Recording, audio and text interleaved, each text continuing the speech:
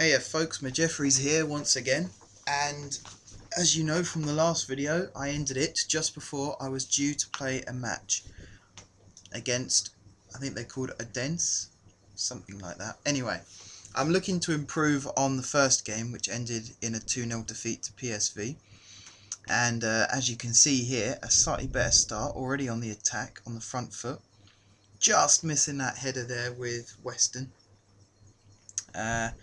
Definitely before, well, in the last game, the team didn't really feel like they were cooperating together, whereas in this game it felt like there was more of a team bond, a team unit, a bit more of an understanding amongst players. Like, I mean, for instance, there, just knowing that the left back's there, getting the ball out, and the left back being there, actually, I was a bit surprised, because normally my team lets me down in that sort of area. You got to play a pass to someone and then realise halfway through that they're not there anymore.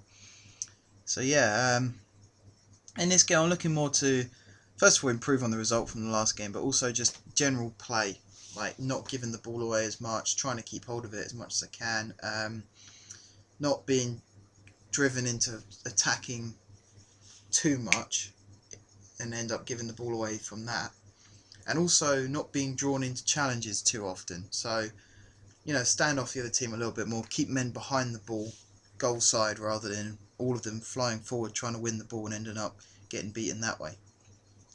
So, as you can see, I'm sort of half in control of the game, half not. When I get the ball, I can make something out of it, but at the same time, every time they win the ball, I'm sort of on the back foot and I've got to get men back as quick as possible. I get outnumbered a lot, and it's because of little things like that pass there that I don't actually end up conceding a goal, which, I mean, that's worrying for me, that I'm relying on luck in order to not concede goals, when really I should be relying on, you know, my defenders and my goalkeeper. I do feel a bit more confident now. I've got Galatha in goal instead of Stack. You know, I mean, you saw Stack in the last game. He made a horrific mistake which cost my team a goal. He might never made that mistake again, but you know, I'm not exactly willing to take that chance when I'm looking to win the league. Also, with Tim Payne, I feel like, you know, that was his first game. It was probably, game-wise, that was his first ever professional match, and he started and played virtually the whole match. So over time, his fitness and his first touch and his general play will improve. I wasn't expecting him to be brilliant in that game because, you know, again, because of how young and inexperienced he is. It's a stepping stone for him.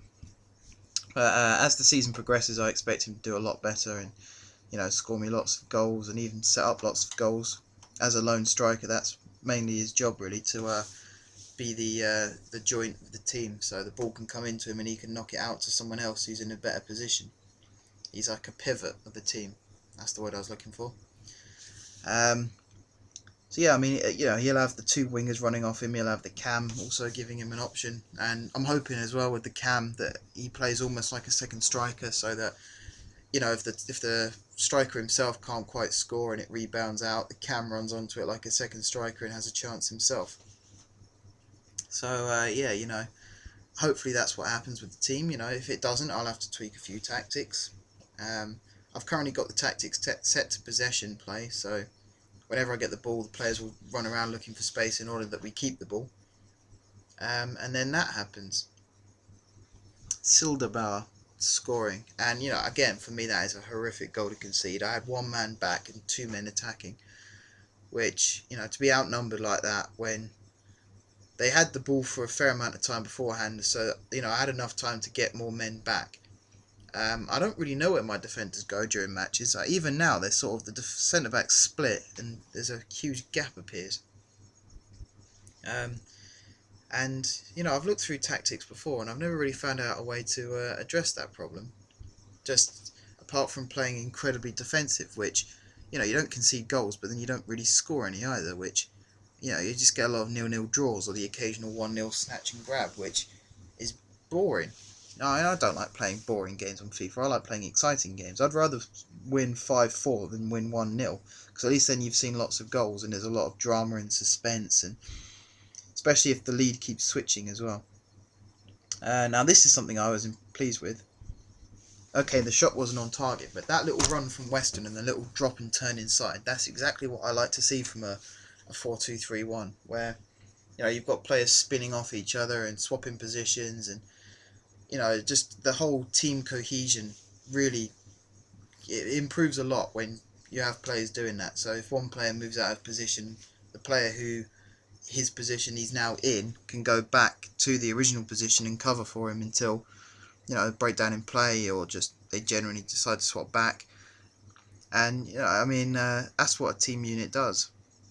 I like to have versatile players as well, so that if that does happen, like if I have a centre mid who can also play right back, if the right back was to run forward, the centre mid can drop back and cover for him, and he wouldn't be too much out of his comfort zone in doing that. That's what I like to see in my team. But yeah, well, 1-0 down at half time.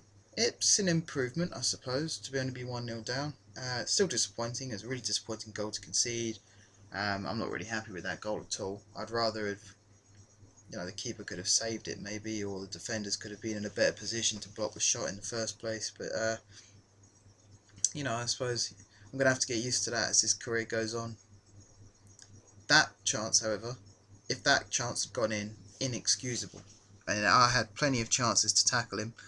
I think I'm also afraid of bringing them down and, free kicks and bookings, and especially once they get in the box, I tend to give away penalties a lot just trying to win the ball, which on this game is incredibly frustrating. And it might be realistic, challenges like that might be penalties in real life, but the fact that it now is when it once wasn't, it's really hard to adapt to, because you do what you think is a fair challenge because you've got away with it before, and then suddenly you're giving away a penalty. So yeah, you got to get used to these sort of things. It's part and parcel of the game. Throwing in as many cliches as I can right now. But yeah, you just got to get used to it. It's part of the game. That's better from Galartha. That's a really good save, and he got it into an area where it could be knocked out for a counter-attack. This is something that was worrying me actually in this match and the match before, was how quickly Davids gets tired. We're only 57 minutes in, and his stamina bar is at a level where normally you'd be in the 90th minute. So I might have to sign some cover for Davids later on in the season, maybe like in January, or if I can get a cheap player in before the end of this transfer window just as a cover. Someone who just sit on the bench every game and then come on sort of midway through the second half, or maybe even early on in the second half. Just so that Davies can have a rest every now and then. He'll start the odd game as well, so captain can have a break. It is worrying when you see players like that, but then at the same time, for a man of his age, player of his age, to still be playing professional football consistently, it's quite an achievement, really. But you can see his stamina there. If I was to choose, I'd rather have a player who's fit every game than one who can pull it out the bag for 5 minutes of a match. Mainly because, what is he doing for the other 85 minutes if he's only good for 5? I'd rather have someone who's consistently a 7 out of 10 throughout an entire match, rather than is 4 or 5 out of 10 for 85 minutes, and then in 5 minutes he goes up to 8 or 9. It's just, that's how I've always seen it. I like a team to be consistent, and I don't change tactics that often between matches. I keep the same formation, I keep the same setup, same players. I even make the same subs, to be honest, from time to time. You'll see a lot throughout this series. It will be Davids who comes off around that time in a match, and it's Abdullah or whoever I've got on the bench who will come on for him. And Weston for Lecointe as well. Again, Galartha, I was pleased with that one, because I've seen ones before where the keepers just sort of tried to claw it away and just giving it straight back to the striker, which, that doesn't happen in real life. I don't know why EA have made it happen on this game, because I've never seen someone like Joe Hart, where you can easily catch it, just claw it out to another player who just scores into an empty net. It doesn't happen. So I don't know why it does it on this game, but it's incredibly frustrating. It's also quite embarrassing, especially if you're playing online and you've done really well all game, and then your goalkeeper drops a howler like that. And if you end up losing 1-0 because of it, it's really, really frustrating. But yeah, you can see I'm starting to turn the screw a little more in this game, keeping the ball. I've got 5 players around the box, which is exactly what I want from this system. It's only poor passing like that really that lets me down once I get into that situation.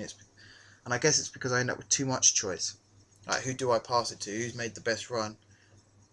Once they've got it, who out of the other 4 players do they pass it to? And it becomes a bit too confusing, and then you end up just giving the ball away. So it's it's one of the best scenarios, but it's one of the worst at the same time. I like choice, but I don't like too much choice. But just having that many players around the box, if ever a deflection or a rebound or something like that, you've got players who can run onto it. It does mean you're outnumbered at the back, providing you don't give the ball away or you get back as quick as you can when you do. It should be okay, really. I get caught out a lot, mainly because my players are knackered by the time I've given the ball away.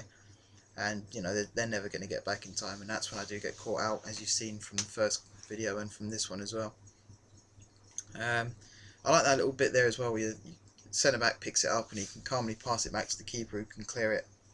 Sort of saves giving away throw-ins, or giving away the ball needlessly when you're trying to hack it away yourself and you're back. You're facing away from where you want the ball to go, and you end up just falling over and the ball travels 2 yards and they end up on the attack again, but with the defender on his arse. And it's just, I'd rather, the keeper's always facing forwards, let him have a go at clearing it. So that's what I do. Also means you get a lot of power out your kick, and I've seen before where I've done that with the goalkeeper, and it's actually turned a defending manoeuvre into an attacking manoeuvre and scoring a goal from it, which is a real bonus considering you're nearly conceding and then suddenly you've scored. We're in the 90th minute now. Still 1-0 down. It is an improvement on the first game. We haven't created as many chances, but we've kept the ball, which, okay, we're 1-0 down, we need to score a goal, but just keeping the ball is a sign of progress. It means that in a match in League 2, you'll be able to control the game a lot more than if you're chasing the ball for 90 minutes. And I'm sure once the opponent gets easier, the goals will start flowing as well, which is always a bonus. I am looking forward to the season kicking off. I mean, that could have been a goal there, for example. But yeah, I am looking forward to the season kicking off. I think it's Chesterfield I have in the first game of the season, which, hopefully, if all goes well, we'll end up winning.